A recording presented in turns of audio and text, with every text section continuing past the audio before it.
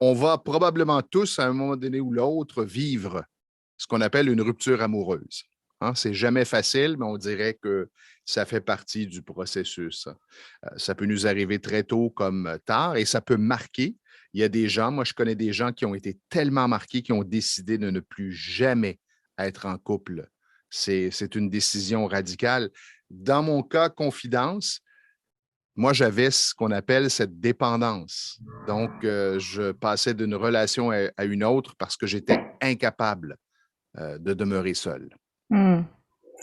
Ouais, moi j'ai envie de dire que la rupture amoureuse, c'était pour moi la pire blessure en fait. Vraiment OK.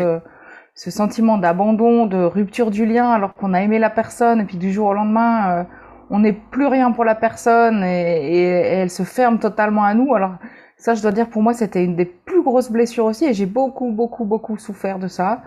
Et alors petite confidence aussi, typiquement ma première rupture, j'avais 12 ans. Et j'ai pleuré toutes les larmes de mon corps. C'était terrible, tellement j'avais mal, mais physiquement j'avais mal. Et j'ai perdu 6 kilos en 4 jours et j'ai perdu tous mes cils. J'avais 12 ans. C'est dire à quel point le choc peut être important et avoir un impact majeur sur le Mm. corps. C'est ça. Et bon, moi j'ai toujours eu conscience que voilà cette blessure d'abandon pour moi c'était la plus douloureuse. Et puis au fil des années, bah ça a continué d'être confirmé en fait. Donc j'ai eu différentes histoires. Et à chaque fois, c'est vrai que la rupture me faisait terriblement mal. Et je lisais la dernière fois des commentaires sur un groupe sur Facebook et je voyais tellement de gens qui souffrent de ces ruptures amoureuses et puis qui en arrivent même à se dire mais voilà à quoi bon, j'ai pas envie de me lancer à nouveau dans une histoire parce que c'est trop de souffrance. Oui, c'est Et, ça. et, et je me souviens qu'à l'époque, je m'étais aussi fait la remarque en me disant, ok, je rencontre quelqu'un, j'ai les papillons dans le ventre, mais un jour, je sais que ça va se terminer. Alors, est-ce que j'ai envie à nouveau de me lancer et de souffrir? De toujours avoir cette impression qu'il y a une épée, l'épée de Damoclès au-dessus de notre tête et on ne sait pas à quel moment cette épée va agir. Alors, Hmm. effectivement, ça peut créer un stress constant qui nous amène à changer notre personnalité et donc à ne peut-être pas créer cette relation qu'on aimerait créer si on était totalement authentique et dans l'abandon. Alors c'est vrai que ça c'est une des premières choses du coup qui s'observe et qui a été étudiée. L'amour dure 3 ans, voilà, parce que dans ces 3 premières années, non seulement au niveau chimique en fait, il se passe tout un tas de réactions qui font qu'on est toujours amoureux et avec des taux d'ocytocine et d'autres neurotransmetteurs qui sont hyper élevés et qui sont responsables de ce sentiment de passion. Donc ça c'est une première chose. La deuxième chose, c'est comme tu dis, en début de relation, souvent on va pas être soi-même. On va porter des masques pour nous montrer sous notre meilleur jour. Mais ce que je trouve le plus intéressant, c'est surtout ce qui se passe à la rupture.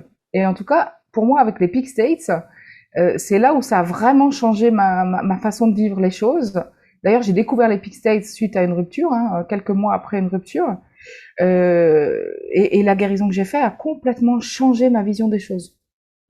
Justement, pour une fois, j'ai déjà raconté cette histoire, mais le soir même après la guérison, après la séance, je me suis retrouvée à chantonner dans ma cuisine en préparant mes légumes et en repensant à toutes mes histoires d'amour et en me disant, mais waouh, cette histoire, j'ai appris ça, et dans cette histoire, j'ai appris ça.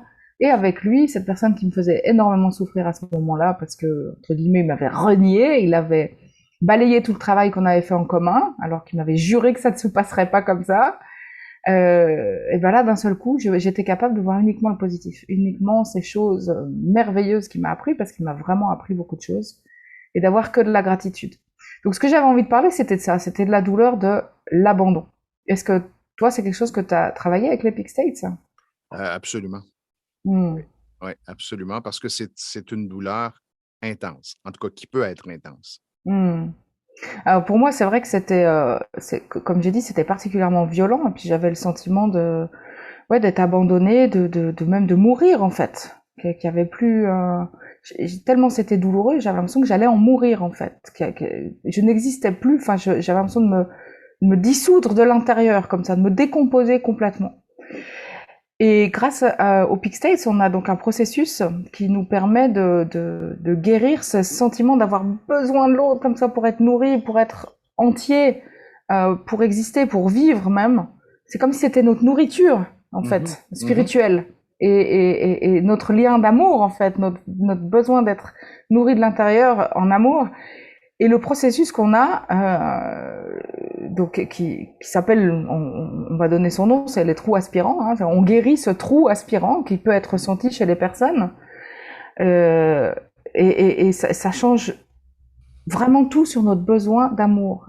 Et du coup, ça change même si on est en couple. Ça, je sais pas si toi tu l'as observé, parce que je sais que tu es en couple depuis longtemps, mais moi, ça a vraiment changé mes attentes, en fait. Mes attentes dans le couple, mais aussi même de mes amis, de ma famille ou autres. C'est-à-dire, avant, j'étais souvent déçue. Et puis, une fois que j'ai fait ce processus, enfin plusieurs fois, parce que j'en avais plusieurs, j'en avais un très très gros, euh, bah, au fur et à mesure, voilà, mais je me suis rendu compte que c'est comme si je devenais plus autosuffisante, en fait. C'est exactement, c'est comme si on se retrouvait avec soi-même et qu'on était complet. Donc, ce qu'on vit avec l'autre, c'est un bonus, Voilà. mais déjà, on est bien avec soi, ce qui, à mon sens, c'est un état vraiment génial.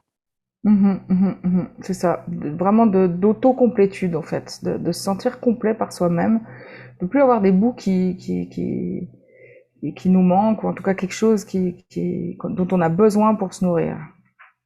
Alors, vous Donc voilà. pouvez nous partager vos expériences si vous avez le goût et aussi et surtout si vous vivez cette situation, ces défis. euh, faites appel simplement à nos services pour expérimenter cette technique. Ce qui est intéressant, c'est surtout de savoir que c'est très rapide, en fait. Parce que quand on est dans cette souffrance, on se dit mais ça c'est une douleur sans fond en fait. Oui. C'est pas possible c'est pas possible de le guérir, de s'en libérer, de plus ressentir ça. Et voilà, moi je voulais faire cette vidéo pour vous dire oui c'est possible. C'est pas une fatalité d'être dans la codépendance ou la dépendance affective. C'est pas une fatalité que d'être abandonnique. C'est pas votre nature par défaut. Et c'est possible de résoudre ça vraiment très rapidement. Donc voilà, n'hésitez pas.